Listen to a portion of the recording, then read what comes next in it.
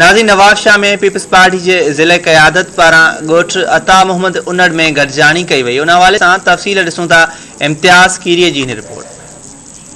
नवाब शाह लॻ ॻोठ अता मोहम्मद उनड़ उमर बोदलो में अता मोहम्मद उनड़ जी रिहाइशगाह ते पाकिस्तान पीपल्स पार्टी शहीद बेनज़ीर आबाद ज़िले क़यादत कार्नर गॾिजाणी में पहुती, जंहिंमें आशिक हुसैन ज़रदारी, अली अकबर जमाली, MPA गुलाम कादिर चांडियो, नूर नवाज ज़रदारी, खान बहादुर भट्टी, जावेद आराई ऐं गुलाम शाह लिगारी काफ़िले जी सूरत में पहुता।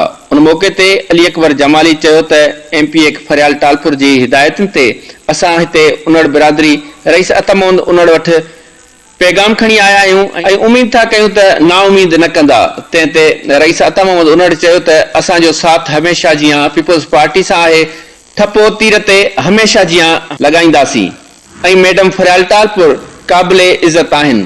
जंहिं बैदि साॻे ॻोठ उमर बोदलो में गुलण जाम ज़रदारी पारां जलसो रखियो वियो। जलसे खे ख़िताब कंदे ज़िलई सदर अली अकबर जमाली, गुलाम शाह लिगारी ऐं नौजवान अॻवान आशिक हुसैन ज़रदारी चयो त ईंदड़ जनरल इलेक्शन में पाकिस्तान पीपल्स पार्टी जो चेयरमैन बिलावल भुट्टो ज़रदारी थींदो ऐं उहो हिन महांगाई वारे जिन खे काबू कंदो, अवाम के रिलीफ मिलंदो, मुल्क में खुशहाली थींदी। उन मौके ते पीपल्स पार्टी अॻवाननि धरती TV सां ॻाल्हाईंदे पंहिंजा वीचार कुछ हिन रीति वंडिया।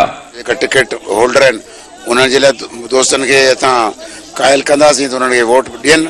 उन खां अलावा हिते ॿियो मसइलो हिकिड़ो अदो अता मोहम्मद उनड़ साहब जेको पैनल बीहारियो अगेंस्ट में, उन्हनि खे असां अदी जे हुकुम ते असां आयासीं हिते ऐं अदी जो न्यापो ॾिनोसीं।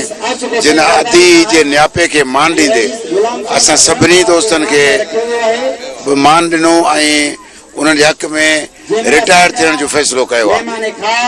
अदो उन में बख्शल ज़रदारी बि आहे, अदो अता मोहम्मद आहे, जेका पूरी टीम आहे।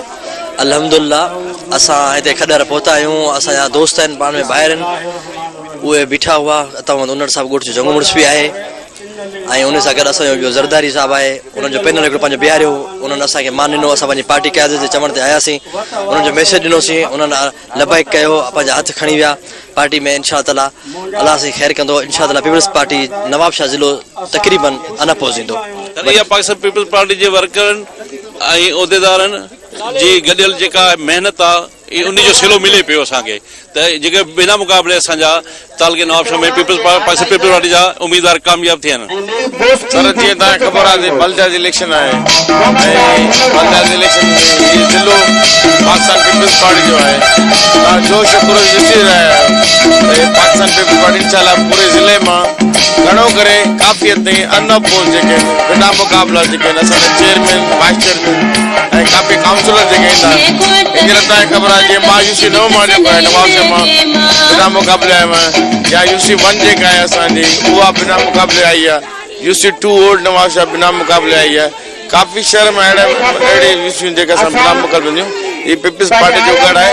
इंशाल्लाह पाकिस्तान पीपल्स पार्टी से नवाज शरीफ रिसीव कंदे। असांजी पार्टी एडी पॉपुलर ऐं मशहूर है जो हिते असांजा पंहिंजा जेके माण्हू आहिनि पी विया आहिनि, असां उन्हनि खे हथ खणाइण लाइ, उन्हनि खे राज़ी करण लाइ, इहे अगरि असांजा राज़ी थी सेट थी विया त असांखे कंहिं दुश्मन सां को मुक़ाबलो ई कोन्हे को। इंशाल्लाह ताला गुज़िरियल इलेक्शन जहाँ पूरो ज़िलो तव्हांखे क्लीन स्वीप मिलंदो। हिन टाइम ते तव्हां ॾिसो काफ़ी असांजियूं यूनियन कमेटियूं, ज़िला काउंसिल ऐं वार्ड अनअपोज़ थी विया आहिनि। आशिक साहब जी महिरबानी, सोट अली अकबर जी महिरबानी, गुलाम शाह जी महिरबानी, सभिनी जे काविशनि सां गुलण खान ज़रदारी असांजी महफ़िल बचाई आहे। असीं निहायत ई गुलण खान जा थोराइता आहियूं ऐं ज़रदारी बिरादरी जा निहायत ई शुक्रगुज़ार आहियूं। मकानी चूंडू वेझो ईंदे ई उम्मीदवारनि पारां जलसा, जुलूस, कार्नर गॾिजाणियूं, रैलियुनि वारो सिलसिलो शुरू थी चुको आहे। कैमरामैन मोहम्मद रमज़ान भट्टीअ सां गॾु इम्तियाज़ कीरियो, धरती